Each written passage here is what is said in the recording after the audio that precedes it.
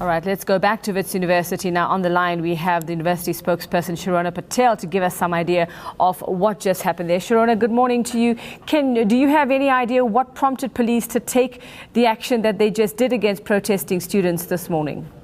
Good morning, Yuveka. Yes. So there was a group of students who tried to occupy the concourse of Solomon Mahlangu House. They were escorted out of the building. They appeared about an hour later, and they claimed that they wanted to come back into the space because they wanted to collect their books. Their books and bags have been moved to a safe space where they can collect it. However, we believe that the intention was to occupy the building. The police had asked them to disperse. When they refused to do so, the police fired stun grenades. We believe that at least one person was arrested for not obeying a police order. Shirona, where did the order to take such action come from and to arrest the students? Was it from the university, or did police take this decision on their own? No, so the police basically take the decision. We've deployed them onto campus today. We did try it yesterday without police, and we did have a lower security presence yesterday.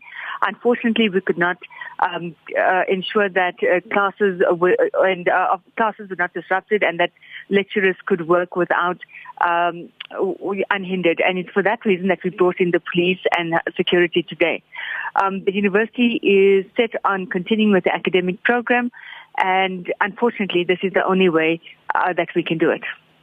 Going back to what you said about when the students returned to collect their books and their bags, and you say that you believe the intention was not to collect their books and their bags but to do something else. I mean, without having any sort of forceful action from them, do you feel that this was necessary for police to take that kind of action?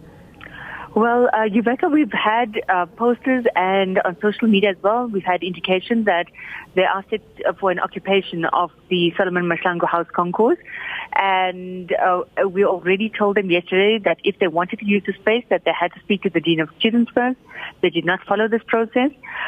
We do believe that this was just an excuse for them to come back into that space. Now, the university has made it clear that for today, and following the harassment of our staff yesterday who were intimidated and threatened, the university is left with no choice but to go ahead with a full security contingent today, as well as with police services deployed on all campuses. All right. Do you know what's happening at the moment to those protesting students? Do you know whether they've dispersed or whether they are trying to disrupt classes? Are classes going on as normal as we speak? Yes, so classes have just begun. It was a small group of students. They have since dispersed, and one person has been arrested. But classes are continuing as we speak. All right. Well, our reporter Nicolaus Bauer was outside then. He said he spoke to one of the students in the van, and he said he could see two others. So as far as he knew, there were three who were taken away by police. You're saying one? Well, we've got confirmation of one. We will have an update in the next few minutes as to exactly how many were arrested. All right. And Shirona, I mean, is this going to be the order of the day? Is this going to be how police are going to handle protest by students? They're going to sort of stop them, cut them off at the pass. Is this how you're going to handle it, according to what Professor Adam Habib says, to take back the campus today? No. So, Yuveka, what we're saying is, number one, the best way for us to resolve this problem is through a negotiated settlement with the students. We've reached out to them. We've sent an official letter to the SRC. We haven't had a response since last week, Wednesday. We've met with other student leaders and student groups. Many promises were made over the weekend. The university agreed to many things, including a phased opening this week. The students have now gone back on their word in that regard. We are still reaching out to them. We're still hoping to engage. So we don't want to go out there and fight with our students. We don't want to have police and security on campus, but we are left with no choice at this stage. If we lose today, if the academic program does not go ahead, it means that we put the entire 2016 academic program at risk. This is not something that we can gamble with. We are gambling with 27,000 lives here, 37,000 lives at least. So I think, Yuveka, from our side, it's not that we want to go out all guns blazing. It's not the ideal situation. Nobody wants to learn with policemen at their doorstep. However, we are left with no choice at this stage. You say classes have resumed. They've just begun. Are there police officers outside every lecture room or lecture hall as we speak? Yes, so we do have a police presence throughout our campuses, and they are at all major halls, etc. What happened yesterday, though, is that the security can contain sort of a group or a big group when they're together. However, when this group splits into little groups, it becomes more difficult to chase after them into every office or into every building. And I think that's what we have to try to manage today.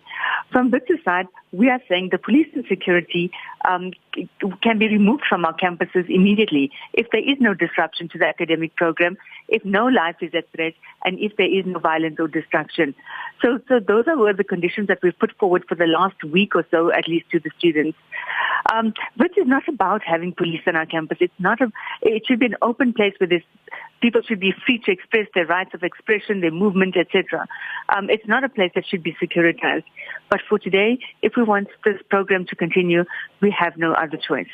We have appealed to the students and private security and and students as well that we would like as far as possible to have a peaceful day today. But we also asking them that if they want to protest, if they could do so lawfully. We have no problem with them protesting if they could just stick to the university's rules and not infringe on the rights of those who want to work and learn.